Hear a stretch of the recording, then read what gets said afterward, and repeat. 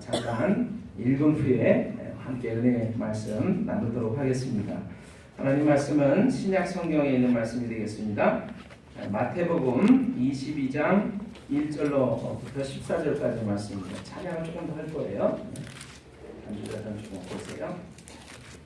마태복음 22장 1절로부터 14절까지의 말씀입니다. 신약 성경 36면을 참조하시면 되겠습니다.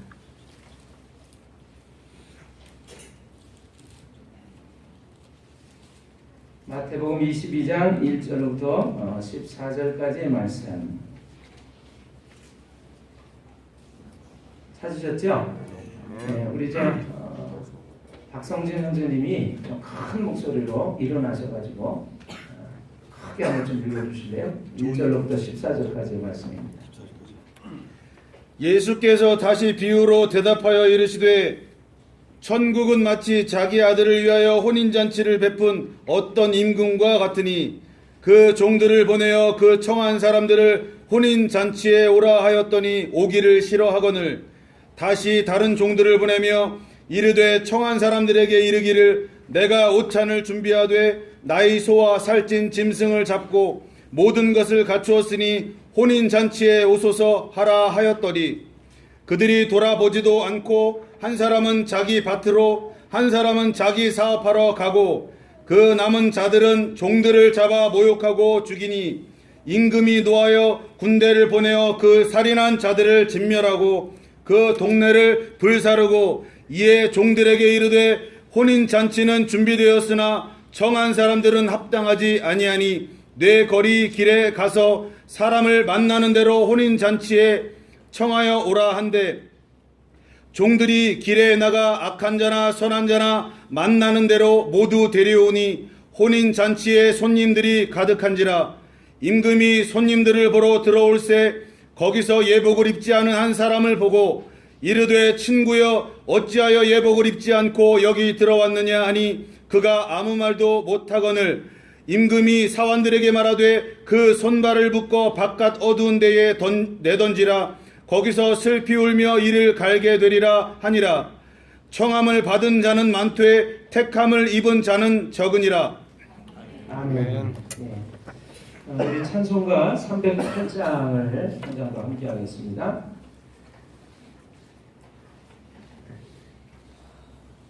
찬송가 308장입니다. 내 평생 살아온 길 뒤를 돌아보니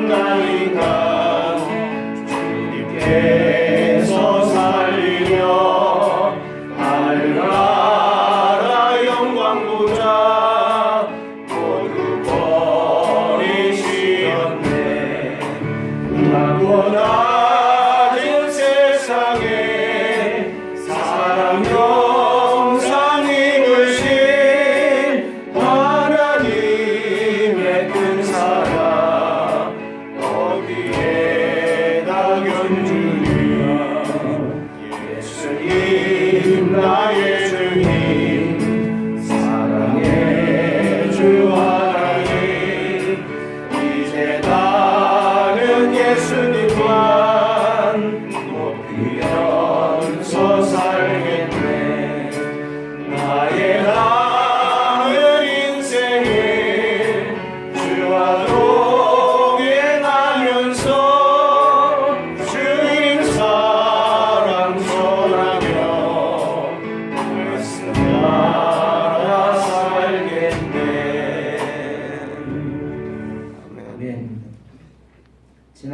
찬양을 좀 못했기 때문에 제가 오늘 찬양을 좀 여러분들과 함께 하기를 원합니다. 280장 찬송입니다. 280장.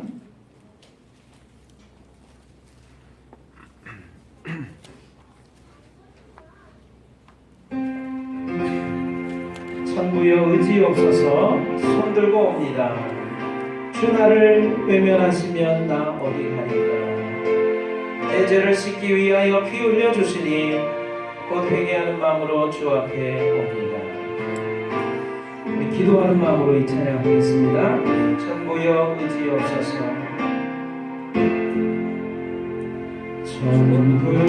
천부여 의지 없어서 손들고 옵니다. 주 나를 외면하시면 나 어디 가리까. 내 죄를 씻기 위하여 피 흘려 주시니 곧 회개하는 마음으로 주 앞에 옵니다.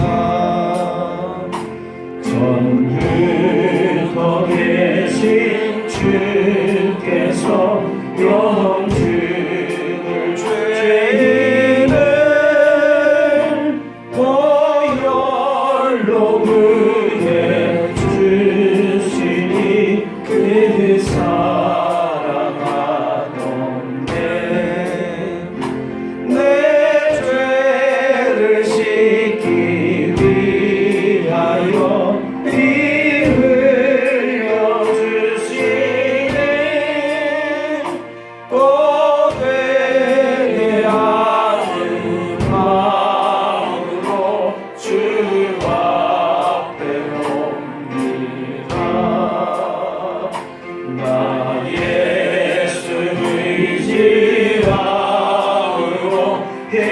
힘권능 받아서 주님께 구한 모든 것 드렸겠습니다. 내 죄를 씻기 위하여 피 흘려 주시니 곧 회개하는 마음으로 주 앞에 옵니다.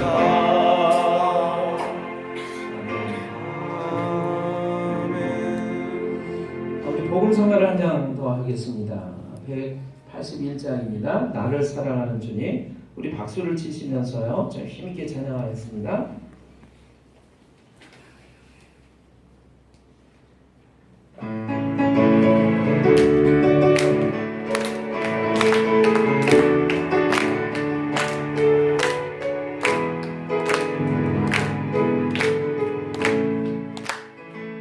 나를 사랑하는 주님, 나를 위해 죽으시고 부활 승천하시어서 나의 주가 되셨네. 나를 사랑하는 주님, 나를 위해 주시소서. 나를 항상 인도하니 주만 따라가리라.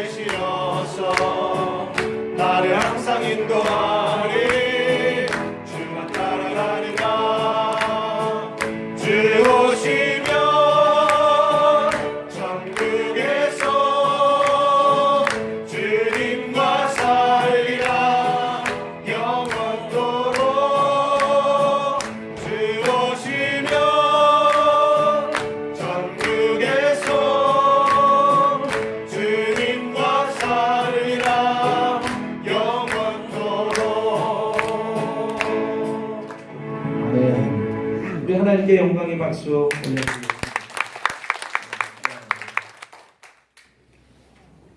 예, 여러분 오늘 본문의 말씀 읽으셨는데 오늘 인생을 제가 나눠드린 것이 있습니다. 그것을 조금 참고하시면 좋겠습니다.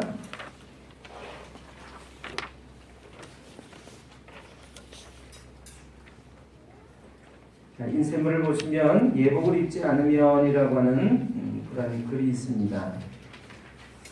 예복을 입지 않으면 다 가지고 계시죠?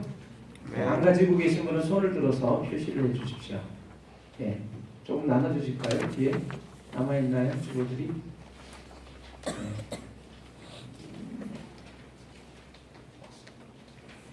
자, 남아있으면 얼른 좀 나눠주시고요. 혹시 없으시면 옆에 분하고 같이 좀 봐주시길 바랍니다. 예, 우리 함께 좀 글을 보겠습니다. 예복을 입지 않으면 임금님이 아들 혼인잔치에 사람들을 초대했습니다. 그런데 초대받은 사람들은 이런저런 이유를 대면서 혼인잔치에 오지를 않았습니다. 그러자 임금님은 종들에게 고을 어기로 가서 아무나 만나는 대로 그 잔치에 불러오라고 명령을 했습니다. 종들은 거리에 나가서 만나는 사람들을 다 데려왔고요. 혼인잔치는 손님들로 가득 찼습니다. 임금님이 손님들을 둘러보려고 들어왔다가 가만히 보니까 혼인 예복을 입지 않은 사람 하나를 발견했습니다. 이 임금님은 하인들에게 그의 손과 발을 묶어서 바깥 어둠 속으로 내던져 버리도록 했습니다. 예수님께서 하나님 나라를 임금님이 자신의 아들을 위해서 베푸는 혼인잔치에 비유하신 대목입니다. 결혼식에서 예복을 입지 않은 사람은 왜 쫓겨났을까요? 우리는 결혼식 혹은 장례식에 갈 때 그에 어울리는 예복을 차려 입습니다. 여러분 장례식에 가는데 우리가 좀 슬픔을 표현하기 위해서 어두운 색 또는 흰색이라도 위아래 정결하게 차려입고서 이렇게 가게 됐죠. 울긋불긋하고 막 컬러풀한 옷을 입고 가는 것을 우리가 참 조심스러워하지요. 우리 결혼식에 갈 때도 어떻게 하시죠? 댁에 있어서 제일 좋은 옷, 이쁜 옷을 한껏 정성껏 차려입고 참석을 하게 되는 것이죠. 그런 것들을 조금 생각하시면서 이 글을 보시면 좋겠습니다. 자, 우리는 결혼식 혹은 장례식에 갈 때 그에 어울리는 예복을 차려입습니다. 하나님 나라 잔치에 참여하기 위해서도 그에 걸맞는 예복이 옷이 필요합니다.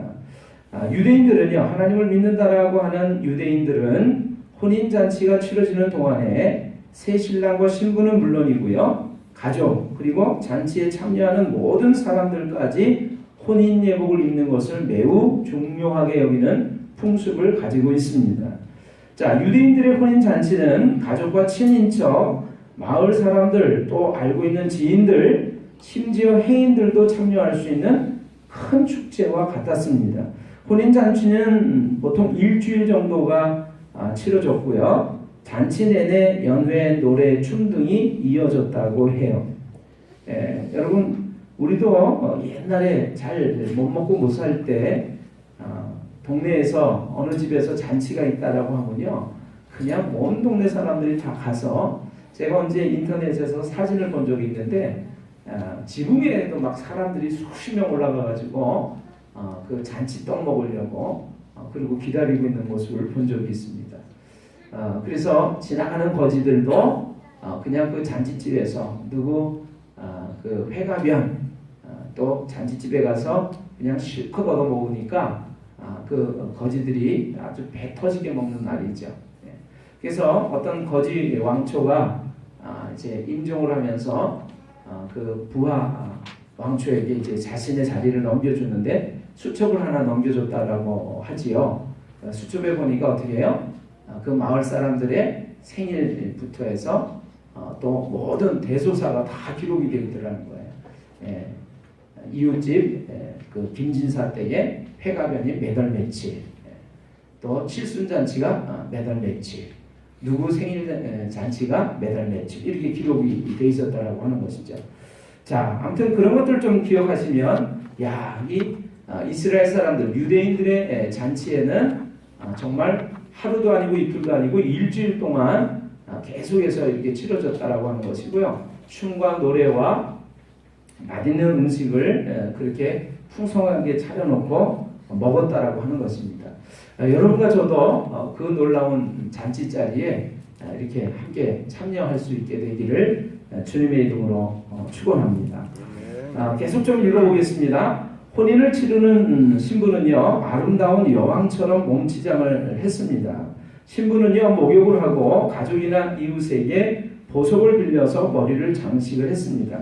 신부는 베일로 얼굴을 가렸는데 이 베일은 혼인을 치르는 장례에 들어갈 때까지는 벗을 수가 없었습니다. 새 신랑과 신부가 혼인 서약을 한 후 남편과 아내가 됐음을 선언 받은 뒤에야 비로소 베일을 거둘 수가 있었습니다. 이때 혼인잔치에 참여한 손님들은 결혼이 성립하는데 중요한 증인 역할을 했다고 합니다.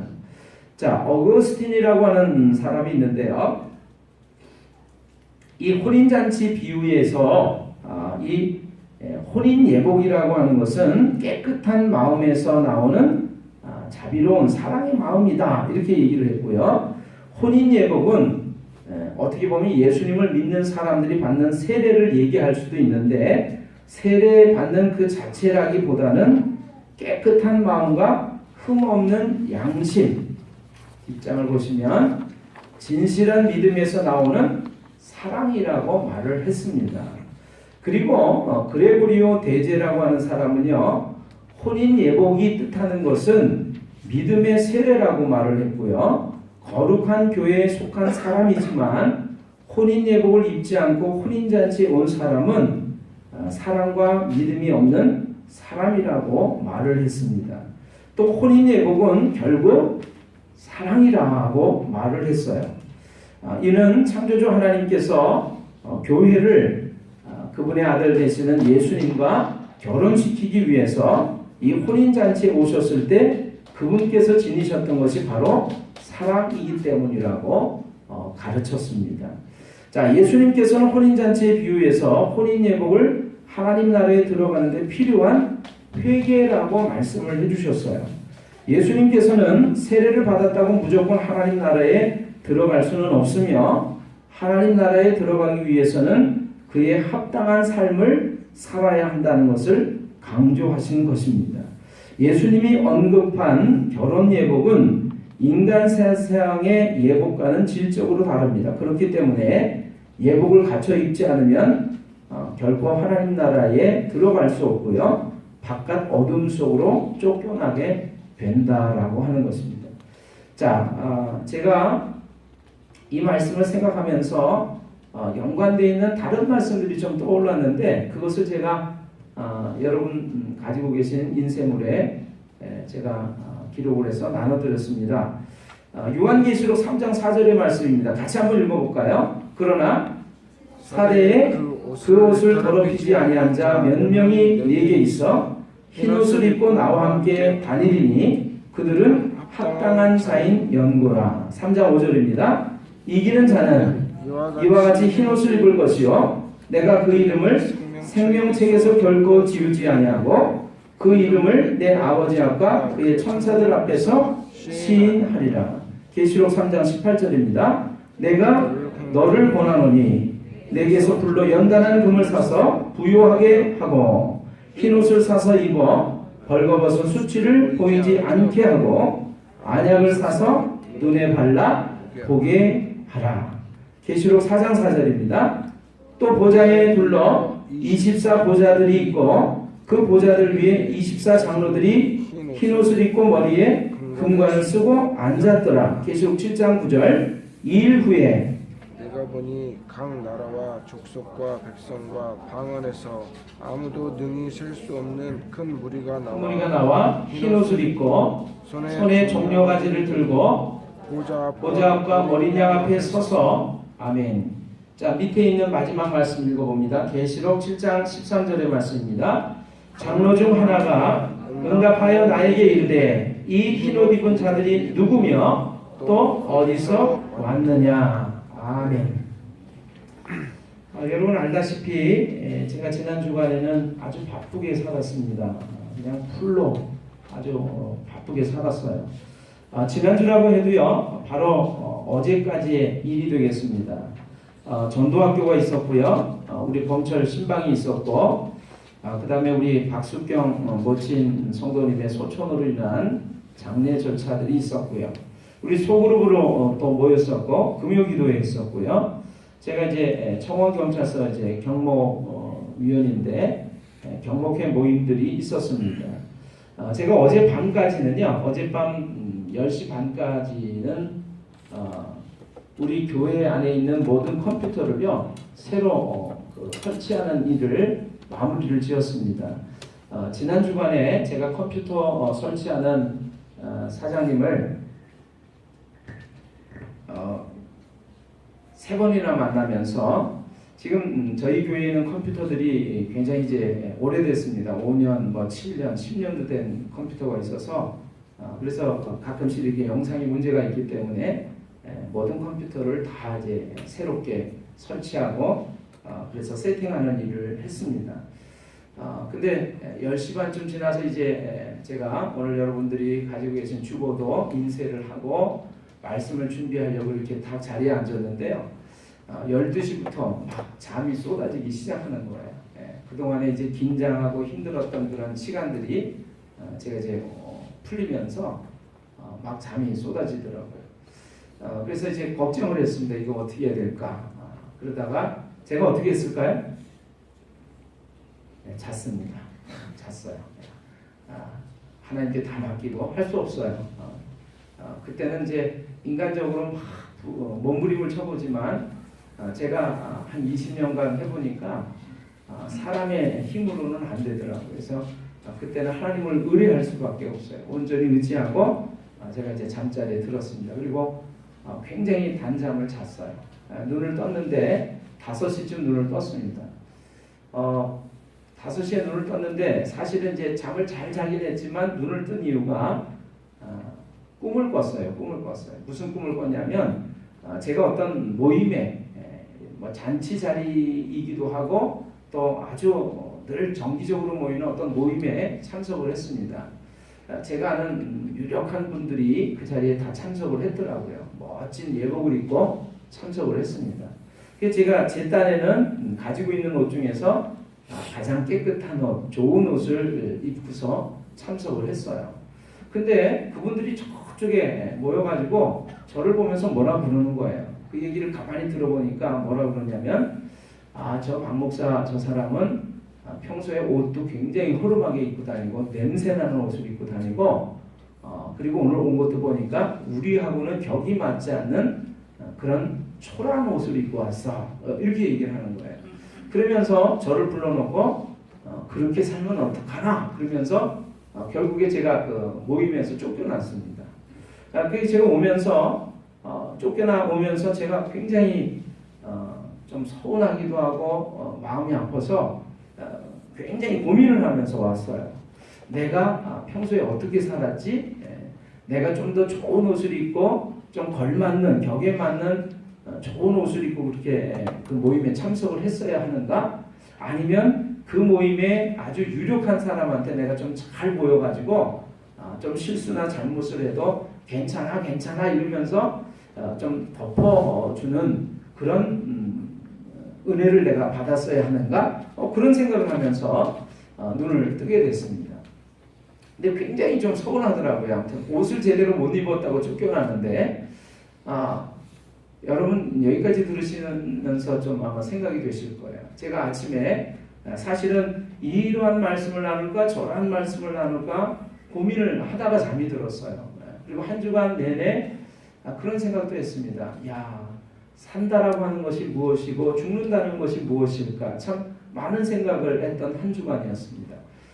여러분 하나님 말씀에 보면 잔치집에 가는 것보다 초상집에 가는 것이 낫다라고 하나님이 말씀하고 계세요. 그 이유는 뭐냐면 모든 산자의 결국이 이와 같을 것이기 때문에 그 초상집에 가면 많은 것들을 깨닫고 생각할 수 있다.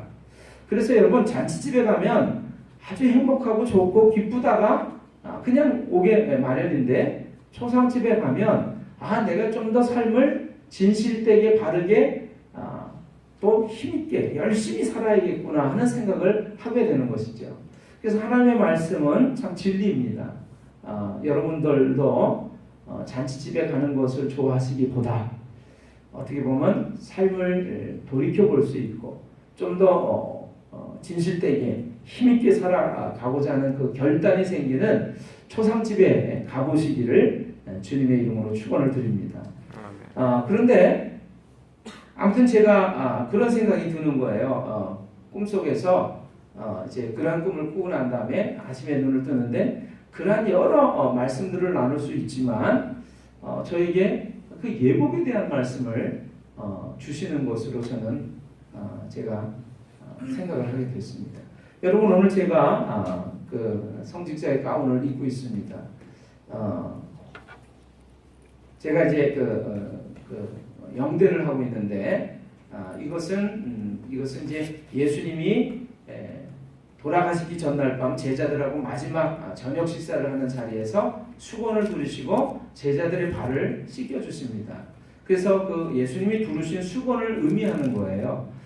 보라색은 여러분은 아시죠? 우리가 지금 사순절기를 지나고 있는데 예수님의 죽음을 기억하면서 엄숙하고 경건하게 보내기 위한 그런 것들을 상징하는 것이라고 말씀을 드렸습니다. 제가 그래서 오늘 예복을 입은 이유를 오늘 말씀하고 연관지어서 생각을 하시면 좋겠어요. 오늘 만약에 우리 교회에 처음 나오신 분이 있다면 처음 나와서 제가 담임 목사인지 아닌지를 알 수 있는 비결이 있다면 방법이 있다면 뭘까요? 가운을 입고 있는 목사 가운을 입고 있는 저를 보면서 저 사람이 이 교회의 목사이구나 라는 생각을 할 것입니다. 여러분 이 예복을 입는 경우를 보면 신랑 신부들도 예복을 입고요. 또 그 재판정에 가면 재판관들이 법복을 딱 입고 앉아 있어요. 똑같이 옷을 입을 수도 있는데 왜 그 재판관들은 그 법복을 입고서 앉아 있을까요? 거기에 맞는 복장을 하고서 그래서 사람의 옳고 그름을 따지고 그것을 판결하기 때문에 입는 옷조차도 아주 구별해서 그래서 입고 있는 것이지요. 그런 점에서 본다면 여러분 병원에 가면 또 의사나 간호사들이 하얀 옷을 입고 가운을 입고 있는 것을 보셨을 것입니다. 그냥 환자들과 똑같은 옷이 아니라 좀 다른 구별된 옷을 입고 있다라고 하는 것을 여러분이 보셨을 거예요. 제가 전에 한번 그런 이야기를 드린 적이 있는데 사람들이 다 말끔하니 잘생겼습니다. 남자들이 군대를 갔다 나온 사람들이 이제 사회인이 되면 직장 생활을 하면서 아주 옷도 말끔하게 잘 차려입고 열심히 살죠. 근데 그 사람들이 종종 1년에 한 번씩 예비군 훈련을 받으러 갑니다. 그래서 평소에 입고 있던 옷을 다 벗고 무슨 옷으로 갈아입어요? 예비군복으로 갈아입습니다. 근데 예비군복을 입으면 사람들이 좀 달라져요. 아무데나 가서 볼일도 보고 막 침도 뱉고 그리고 교통법규도 잘 안 지키고 막 길을 막 건너다니고 큰 소리로 떠들고 막 그러는 모습을 볼 수가 있습니다. 근데 그런 사람들이 또 예비군복을 다 벗고 양복을 정장을 딱 입고 다시 집으로 돌아오면 회사로 돌아오면 언제 그랬느냐는 듯이 삶이 달라지는 것을 봐요. 그러니까 어떤 옷을 입고 있느냐에 따라서 우리의 삶이 달라진다라고 하는 것을 저는 깨닫습니다.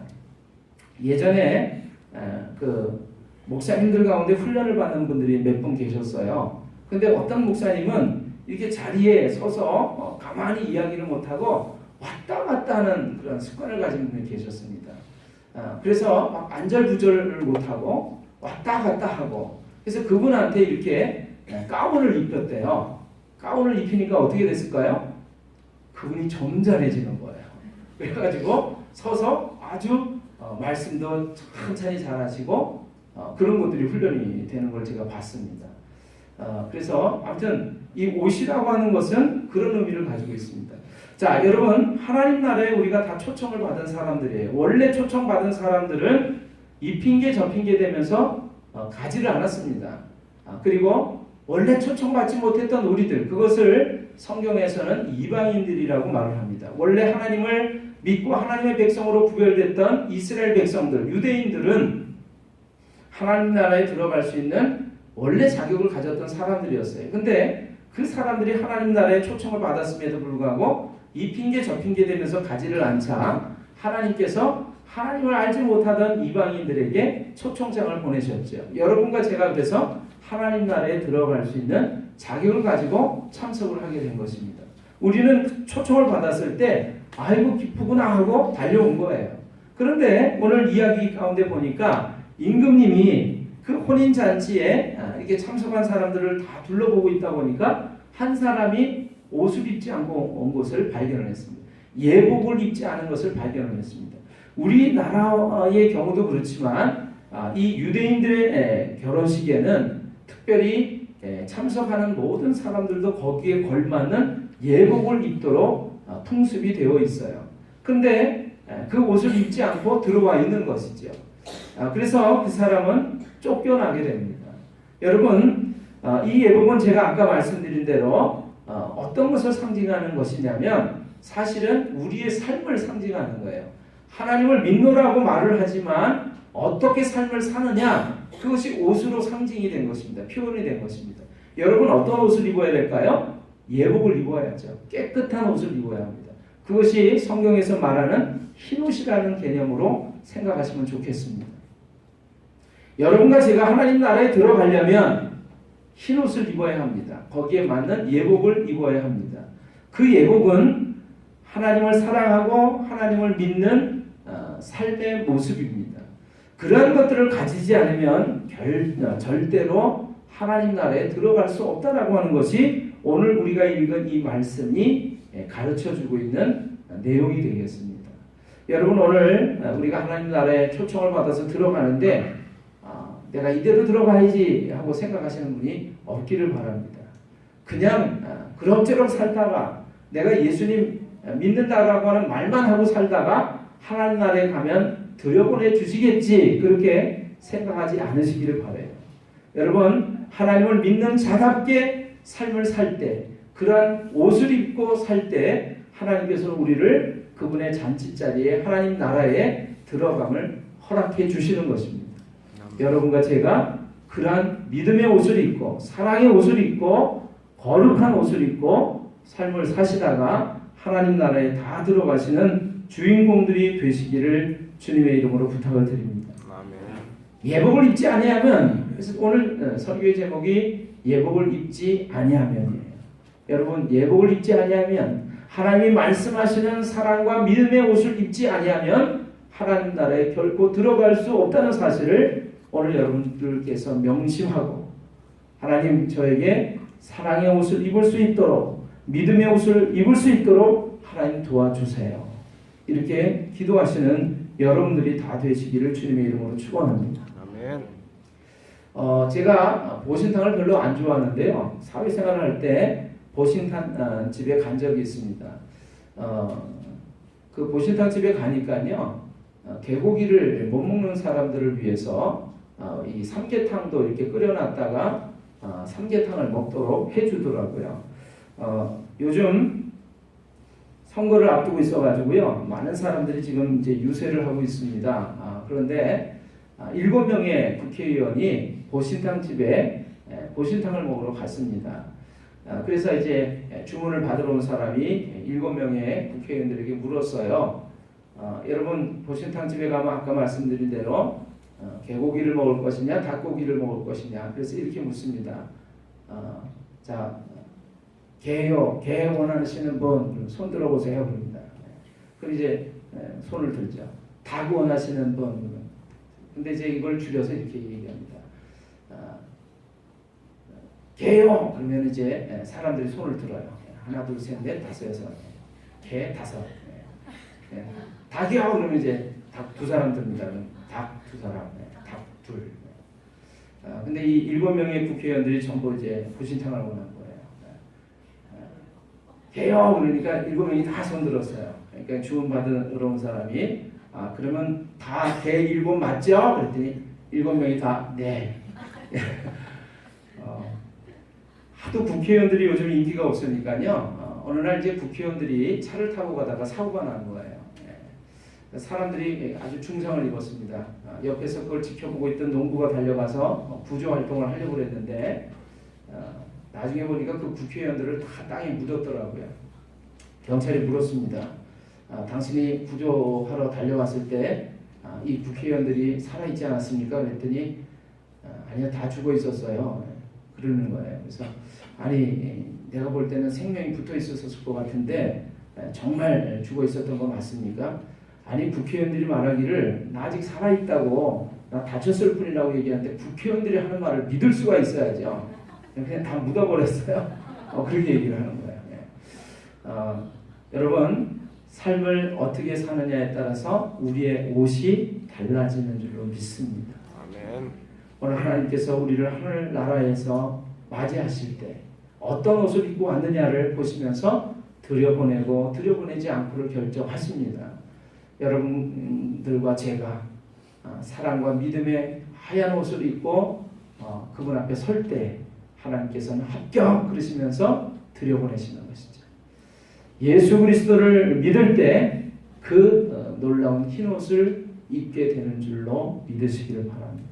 아멘. 그 옷을 입고 하나님 나라에 다 들어가는 복 있는 사람들이 되시기를 주님의 이름으로 축원합니다. 아멘. 기도하겠습니다.